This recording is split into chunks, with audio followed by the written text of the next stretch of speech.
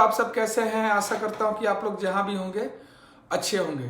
दोस्तों आप लोगों को मालूम है कि नेपाल से शालिग्राम की शिलाएं जो है वो अयोध्या पहुंच चुकी है।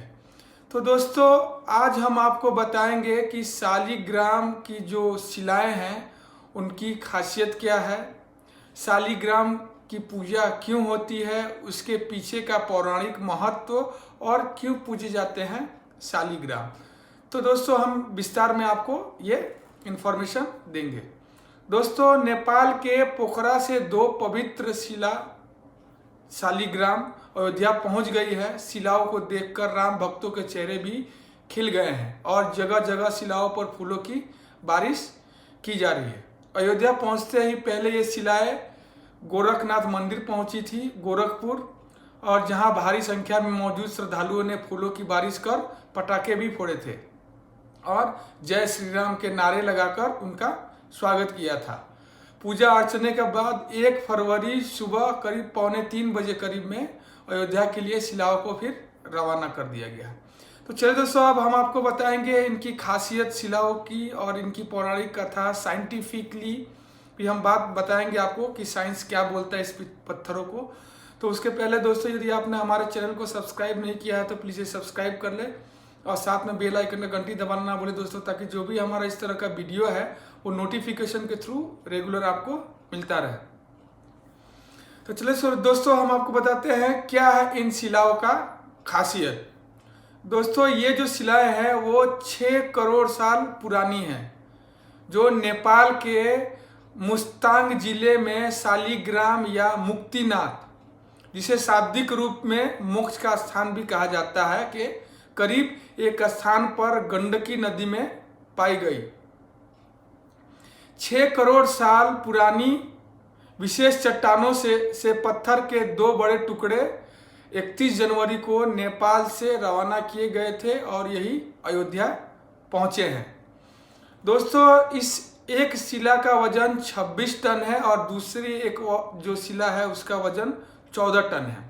श्री राम जन्मभूमि तीर्थ क्षेत्र ट्रस्ट के कार्यालय प्रभारी, जिनका नाम है प्रकाश गुप्ता, इन्होंने पहले भी ये बात बताई थी कि ये जो शालिग्राम शिलाएं हैं वो 6 करोड़ साल पुरानी हैं। विशाल शिलाएं 2 अलग अलग ट्रकों पर नेपाल से अयोध्या पहुंचेंगी। एक पत्थर का वजन 26 टन और एक दूसरे पत्थर का वजन 14 टन है।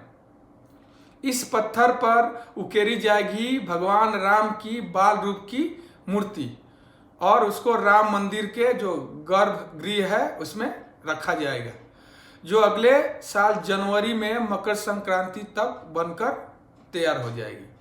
तो चलिए दोस्तों अब हम आपको बताते हैं कि शालिग्राम की पूजा क्यों होती है, इसका पौराणिक महत्व क्या है और क्यों पूजे जाते हैं शालिग्राम। तो दोस्तों आपको बताते चले कि शालिग्राम की जो शिलाएं हैं वो कोई आम पत्थर नहीं है, बल्कि इन्हें देवशिला भी कहा जाता है। शालिग्राम शिलाएं भगवान विष्णु का ही रूप मानी जाती है। ये भगवान विष्णु विग्रह रूप है, जिसका जिक्र दोस्तों आप लोग यदि पद्म पुराण देखे होंगे या पढ़े होंगे तो इसमें आपका जिक्र ये मिलता है। तो दोस्तों पौराणिक कथा की माने तो माता तुलसी के श्राप की वजह से श्री हरि विष्णु हृदयहीन शिला में बदल गए थे। इनके इसी रूप को शालिग्राम कहा जाता है। तो चलिए दोस्तों शालिग्राम जो है वो नेपाल के गंडक या नारायणी नदी के तली में पाए जाते हैं। यहाँ पर शालिग्राम नाम की एक जगह पर भगवान विष्णु का मंदिर भी है, जहाँ इनके इस रूप का पूजन होता है। तो दोस्तों पौराणिक कथाओं के अनुसार मैं आपको बताऊं तो भगवान विष्णु ने छल करके एक राक्षस था जिसका नाम था जलंधर, उसका भगवान विष्णु हरि ने वध कर दिया था। जिसके बाद राक्षस की जो पत्नी थी जिनका नाम था वृंदा, उन्होंने भगवान विष्णु को श्राप दिया था। वृंदा ने भगवान विष्णु को पत्थर बन जाने का श्राप दिया था। इसके बाद भगवान विष्णु ने वृंदा को वरदान दिया था कि तुम तुलसी का पौधा बनकर और गंडक नदी बनकर मेरे साथ रहोगी, क्योंकि वृंदा जो थी वो सती थी, तो उनका श्राप जो भगवान विष्णु हरि को लग गया। तो दोस्तों यही वजह है कि शालिग्राम सिर्फ नेपाल में स्थित गंडक नदी में ही मिलते हैं, अदरवाइज और कहीं नहीं मिलते हैं।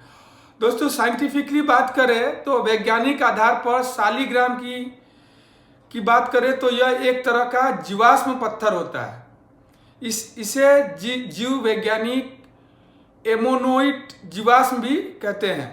शालिग्राम पत्थर जो होता है दोस्तों वो काले, गोल, अंडाकार, सुनहरी आभा लिए हुए कई तरह के होते हैं। इसके अलग अलग रूप का संबंध भगवान विष्णु के विविध रूपों से माना जाता है।